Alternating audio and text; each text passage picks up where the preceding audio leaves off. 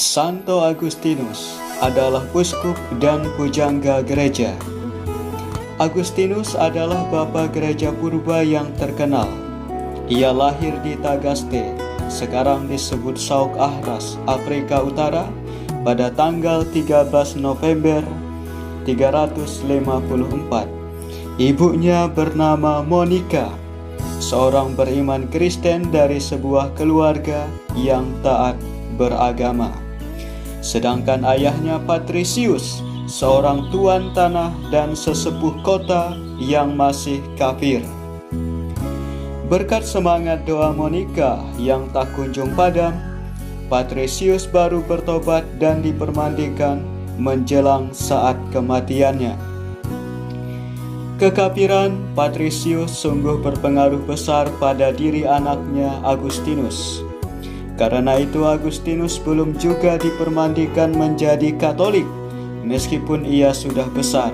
Usaha ibunya untuk menanamkan benih iman Kristen padanya seolah-olah tidak berdaya, mematahkan pengaruh kekafiran ayahnya. Semenjak kecil Agustinus sudah menampilkan kecerdasan yang tinggi. Karena itu ayahnya mencita-citakan agar ia menjadi seorang yang terkenal. Ia masuk sekolah dasar di Tagaste. Karena kecerdasannya, ia kemudian dikirim untuk belajar bahasa Latin dan macam tulisan Latin di Madauros. Pada usia 17 tahun ia dikirim ke Kartago untuk belajar ilmu retorika. Di Kartago, ia belajar dengan tekun hingga menjadi seorang murid yang terkenal. Namun hidupnya tidak lagi tertib oleh karena pengaruh cara hidup banyak orang yang tidak mengikuti aturan-aturan moral. Ia menganut aliran Manikeisme, suatu sekte keagamaan dari Persia yang mengajarkan bahwa semua barang material adalah buruk. Minatnya pada aliran ini berakhir ketika ia menyaksikan kebodohan Faustus, seorang pengajar Manikeisme. Selanjutnya, selama beberapa tahun, ia meragukan semua kebenaran agama-agama. Pada tahun 383 ia pergi ke Roma, lalu ke Milano, kota pemerintahan dan kota kediaman Uskup Ambrosius. Di Milano, ia mengajar ilmu retorika. Banyak orang Roma berbondong-bondong datang kepadanya hanya untuk mendengarkan kuliah dan pidatonya. Di kota itu pun ia berkenalan dengan Uskup Santo Ambrosius, seorang mantan gubernur yang saleh. Ia menyaksikan dari dekat cara hidup para biarawan yang mengikuti suatu disiplin hidup yang baik dan membahagiakan. Mereka bijaksana, ramah, dan saling mengasihi. Hatinya tersentuh dan mulailah ia berpikir, apa yang mendasari hidup mereka? Injilkah yang menjiwai hidup mereka itu? Kecuali itu, ia sering mendengar khotbah-khotbah Uskup Ambrosius dan tertarik pada semua ajarannya. Semuanya itu kembali menyadarkan dia akan nasihat-nasihat ibunya tatkala ia masih di Tagaste. Suatu hari, ia mendengar suara ajaib seorang anak. Ambillah dan bacalah.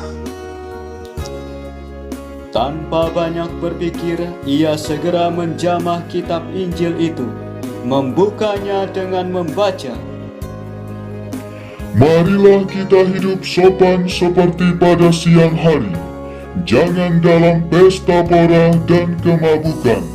Jangan dalam perselisihan dan iri hati.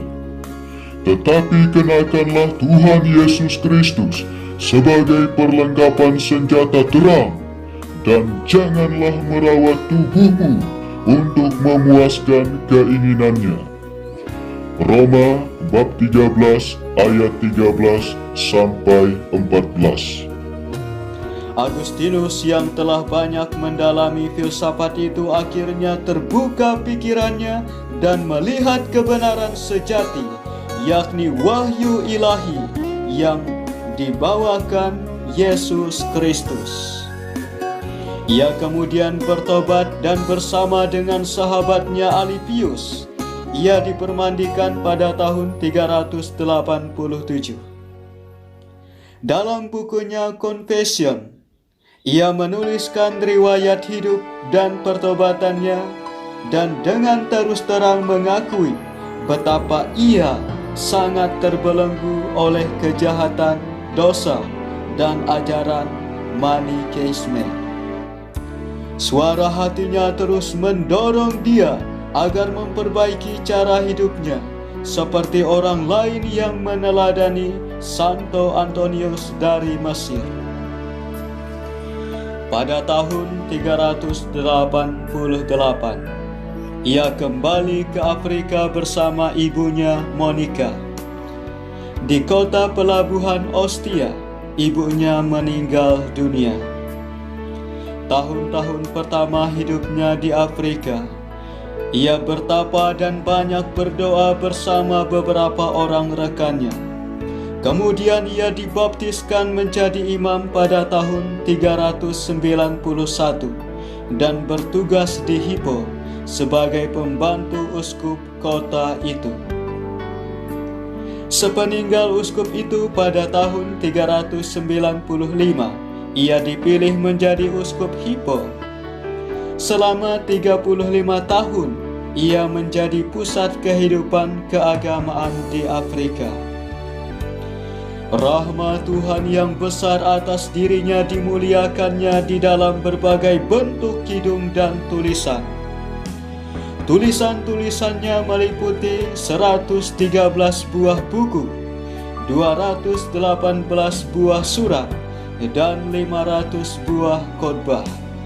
Tak terbilang banyaknya orang berdosa yang bertobat karena membaca tulisan-tulisannya. Tulisan-tulisannya itu hingga kini dianggap oleh para ahli filsafat dan teologi sebagai sumber penting dari pengetahuan rohani. Semua kebenaran iman Kristiani diuraikan secara tepat dan mendalam sehingga mampu menggerakkan hati orang. Sebagai seorang uskup, Agustinus sangat menaruh perhatian besar pada umatnya, terutama yang miskin dan melarat. Dialah yang mendirikan asrama dan rumah sakit pertama di Afrika Utara demi kepentingan umatnya. Agustinus meninggal dunia pada tanggal 28 Agustus tahun 430 tatkala bangsa Vandal mengepung Hippo. Jenazahnya Agustinus berhasil diamankan oleh umatnya dan kini dimakamkan di Basilika Santo Petrus. Bagi setiap orang, gereja, maupun nama lingkungan atau kelompok yang menggunakan nama Santo Agustinus, selamat merayakan pesta nama. Tuhan memberkati.